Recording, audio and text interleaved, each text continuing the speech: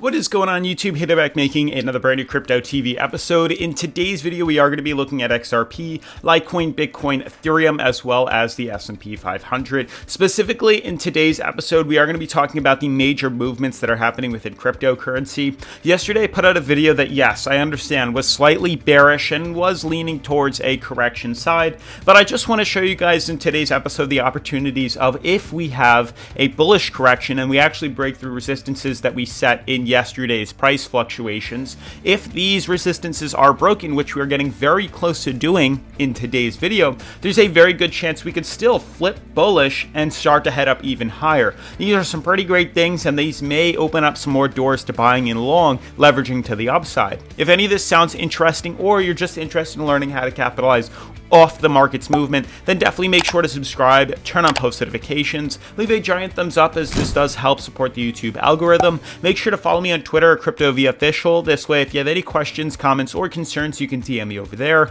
Otherwise, let's jump right into today's episode.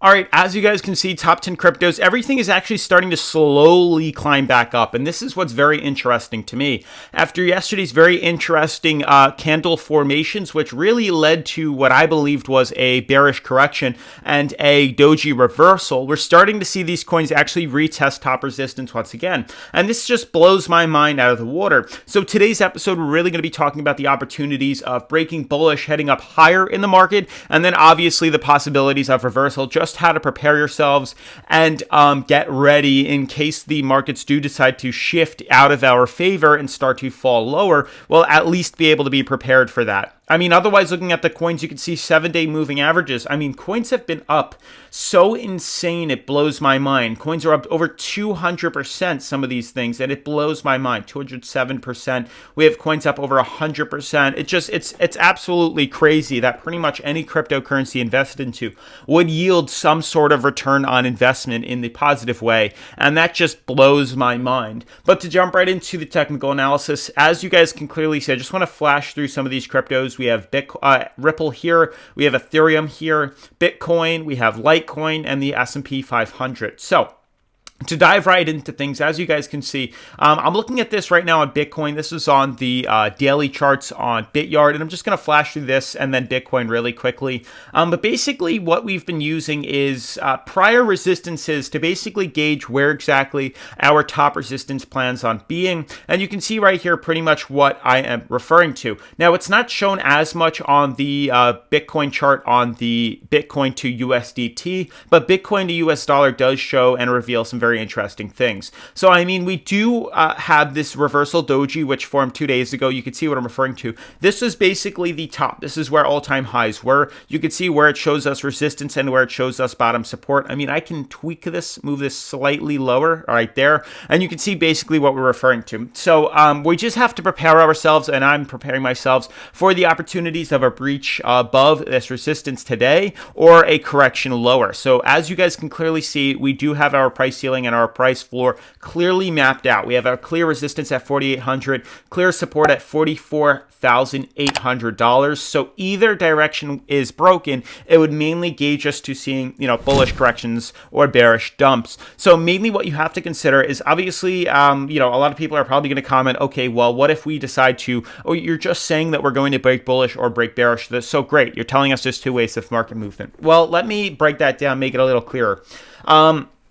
As you guys can see, the reasons I've been leaning more towards bearish was the overextension on the MACD. We have a bearish trend on the Bitcoin charts, we're just overbought mainly on the relative strength indicators for these charts, and that's why I'm concerned of a correction of some sort. Now, I do still believe that a correction is coming. I do think very soon we are going to be seeing some sort of big reversal, but until then, there is still pretty much room for the coins to head up higher, and there is still room for us to, lock in some more profits as prices tend to, start to see, higher levels. So mainly my laser focus is on Bitcoin's resistance. If we manage to breach through $48,000 today, I would say 48,500 would be a fairly conservative approach. So if we break through 48.5, there's a good chance we are going to see prices lifted and heading up even higher. And that's pretty much a good scenario that when volume does come into the market and we do close above that resistance,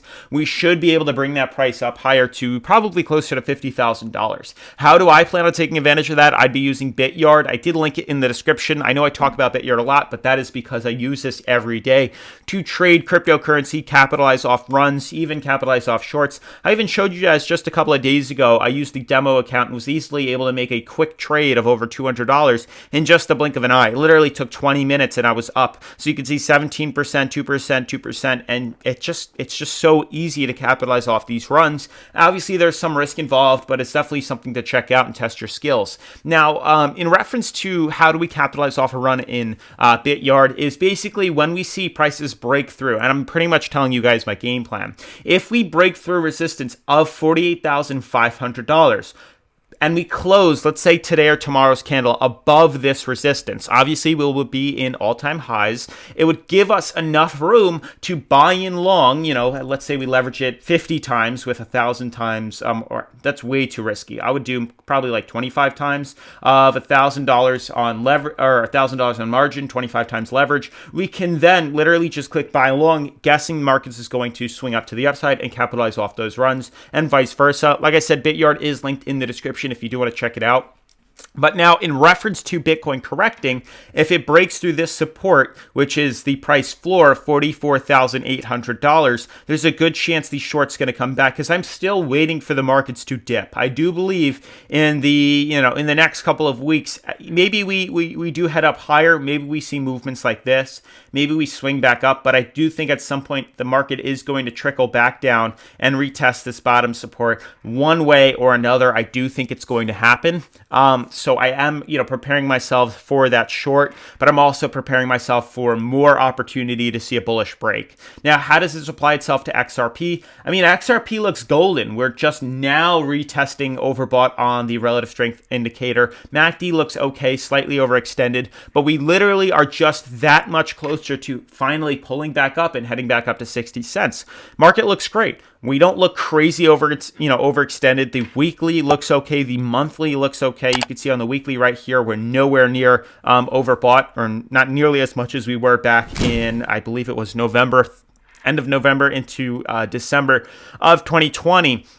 But you can see we're breaking above this resistance, and this is golden. Breaking above the weekly resistance for XRP is allowing us the opportunity to close above this and start using it as a support to head up higher. And this is really good for the market. We just had a bullish cross on the MACD on the weekly, and the daily looks great too. So I do believe we are going to be using this uptrend to head up higher. So probably I would say price target by maybe mid-February to end of February would be closer to 62 cents. So you guys are asking me, well, what's the price looking like for February? I do think we're going to be retesting 60 cents on XRP. I do believe the prices are going to be heading higher. A long-term approach, maybe for 2 weeks, would be to this level. So I do think if I bought in right now, I wouldn't really see a negative return on investment if I sold off closer to the end of February. I do think that there are possibilities of seeing a short run back to the downside, but not much lower. This is the uptrend. This is the support. Now, that was a terrible line, but this right here is pretty much the support that I'm referring to. So if the prices do decide to head up and then tank lower, we're going to hit this and then swing back up. It's pretty much just filling in this gap right now as we move forward into 2021 and into February. So I'm fairly bullish on XRP. This is the one coin that's pretty much undervalued compared to all the other ones. Using this uptrend, I do think we're going to float ourselves up and up and up, and then eventually retest 60 cents as we near mid to the end of February. So I'm fairly bullish on XRP. Target price is about 62 cents. So that's pretty much what covers XRP. Like I said, for 174. And then we'll obviously have to figure out what's going to happen once we hit 60 cents. Once this price is retested at the end of February 21st and we fill in this gap, are we going to be breaking resistance of 61 cents and shooting up? Or are we going to, retest resistance, fall bearish, and swing back down to bottom support at 40 cents? That's a topic for much later as we get closer. For right now, we're gauging the uptrend, and following itself within the ascending triangle does seem to lead it to 62 cents. So there is profit inside this ascending triangle for right now. The other cryptocurrencies like Ethereum also and Litecoin also affect Bitcoin's price, and I find this fascinating that the market was able to recover so well yesterday and actually start to head up even higher, and we're probably going to see $50,000 within Bitcoin very soon. The fact was that we saw these very interesting reversal dojis, tons of uncertainty in the market, bulls and bears were fighting each other. We practically closed where we opened the candle, and that is of interest. What we had to do now is use our prior supports, which was this yesterday's candle, and it clearly marked out where the resistance was and where the support was. And then basically, if today's candle or tomorrow's decide to breach above 1438 or 1350, I would say, and close the daily above that, then there's a very good chance we're going to long this all the way up to $2,000. Vice versa, we close below 1725, anticipate shorting it all the way back down to 1460. This applies itself with all the cryptos. Litecoin as well saw the biggest reversal doji. The price literally fluctuated all the way up to, I'd say it opened at 180, went all the way up to a price of 196, went all the way back down to the price of 171, and then literally closed back at 180. That shows you there's a ton of uncertainty and mixture in the market, and tons of people are honestly on edge right now, and I can see it in the market, and I can see it in the comments. But the fact is, today's candle, once again, is filling in the gap, and we're going to retest this. So if we decide to close back down where we opened, we're going to be leaning once again towards the side of reversal. If we decide to retest and break through the resistance of one, I would honestly push us closer to 200. If we can conservatively close above $200, anticipate a bullish break to the upside. Vice versa, closing below 174 would lead to a reversal. Bitcoin is the same, Bitcoin is definitely a little bit different. Granted that it didn't have such a uncertainty candle that formed yesterday, but it is still, applying itself that there is still some sort of channel that is forming where there is a price ceiling and a price floor. So I'm really just hyper focused on the market. The second I get a alert that the price is above, I would say $48,500 is key. If we can stay afloat there and buy in, when the market closes, good chance tomorrow is going to swing up higher. The reason we don't buy in during the day is mainly because of risk. Like if the coin decides to do what Litecoin did yesterday, and you guys saw the markets heading up and it closed above resistance, and you bought in here anticipating it would head up higher, and you bought in maybe in the afternoon, and then you check back towards the night, you see the market closed and reversed all the way back down, you'd be shit out of luck and you'd lose quite a bit of money.